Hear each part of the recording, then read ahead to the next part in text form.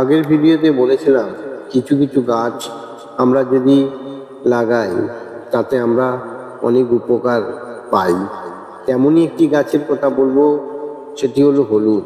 হলুদ একটি ভেষজ উদ্ভিদ। আমরা জানি হলুদ রান্নার কাজে লাগে, তাছাড়াও এতে অনেক উপকার আছে।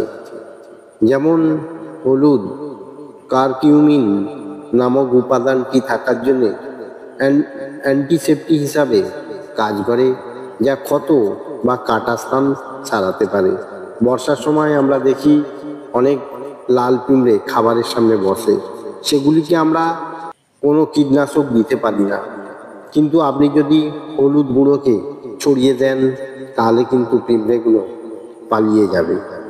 হলুদ আমাদের খাবারের স্বাদ, রং এবং খাবার শোধন করে।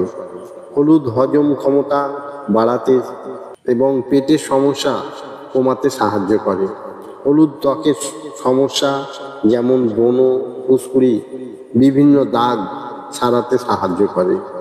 হলুদে অ্যান্টিঅক্সিডেন্ট থাকার জন্যে এটি প্রতিরোধের সাহায্য করে।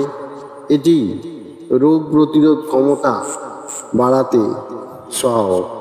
হলুদ মানসিক চাপ কমাতে এবং স্মৃতিশক্তি বাড়াতে সাহায্য করে এবং এটি একটি প্রাকৃতিক কীটনাশক